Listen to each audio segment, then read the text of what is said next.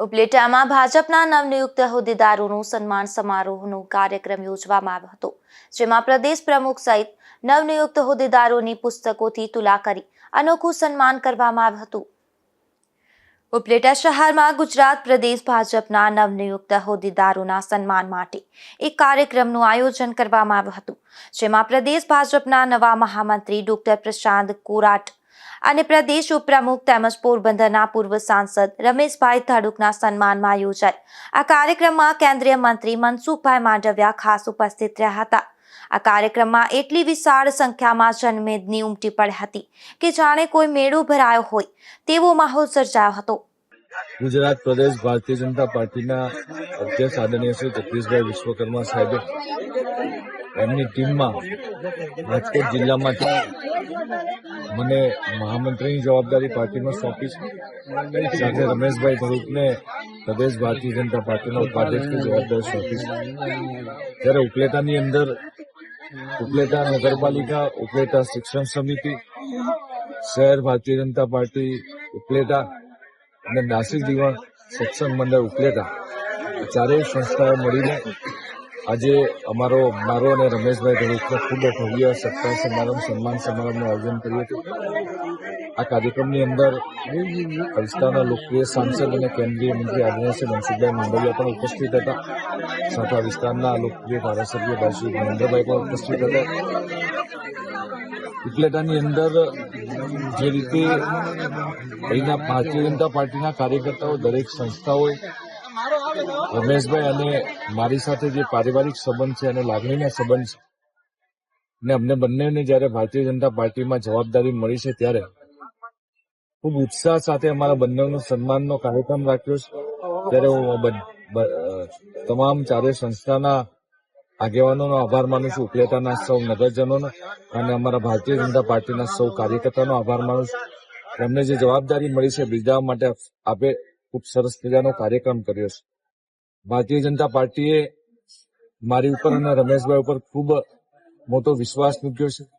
દેશના યશસ્વી પ્રધાનમંત્રી શ્રી નરેન્દ્રભાઈ મોદી સાહેબ અને દેશના ગૃહમંત્રી આદરણીય શ્રી અમિતભાઈ શાહ સાહેબ, રાજ્યની અંદર માનનીય મુખ્યમંત્રી શ્રી આદરણીય શ્રી ભૂપેન્દ્રભાઈ પટેલ સાહેબની સરકાર, એટલે કે બંને જગ્યા પર ભારતીય જનતા પાર્ટીની સરકાર ગુજરાત અને કેન્દ્રની અંદર જે રીતે લોકો માટે કામ કરી રહી છે, ત્યારે ભારતીય જનતા પાર્ટીના એક કાર્યકર્તા તરીકે, એક સૈનિક તરીકે અમને જે જવાબદારી મળી છે ખૂબ સારી રીતે નિભાવશું અને જે રીતે ઉપલેટાના લોકો એમને પ્રેમ આપ્યો છે, ત્યારે ઉત્સાહપૂર્વક અમારું જે સન્માન કર્યું છે, ત્યારે નવી ઉર્જા અને નવી શક્તિનો સંચાર થયો છે, ત્યારે એમનો ફરીથી બધાનો આભાર માનું છું।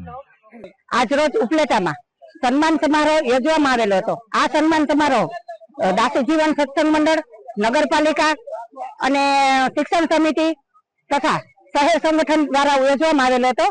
આ સમારોહ પ્રશાંતભાઈ કોરાટ અને રમેશ બાપા ધડુક બેનું સન્માન કરવામાં આવેલું હતું। આ સન્માનમાં કેન્દ્રીય મંત્રી શ્રી અને પોરબંદર સીટના સાંસદ શ્રી મનસુખભાઈ માંડવિયા સાહેબ હાજર હતા। ધોરાજી વિધાનસભાના ધારાસભ્ય શ્રી મહેન્દ્રભાઈ હાજર હતા।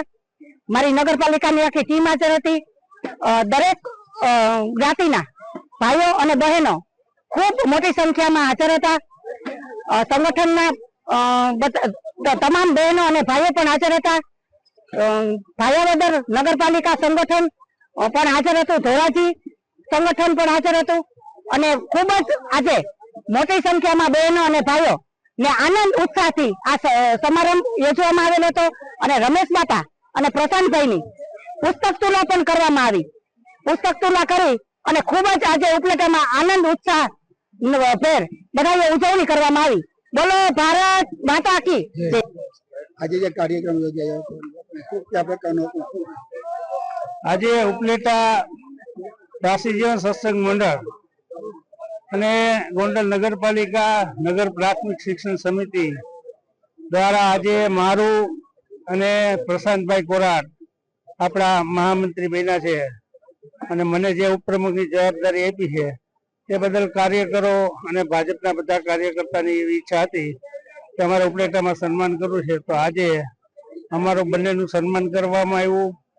આ પ્રસંગે અમારા મનસુખભાઈ માંડવિયા આપણા કેન્દ્રીય મંત્રી પણ ઉપસ્થિત રહ્યા અને ખૂબ બધાનો ભાવ અને પ્રેમ હરેક સમાજ 18 વરણ કહી તો બધા સમાજ દ્વારા બધા અમારું સન્માન કરવામાં આવ્યું.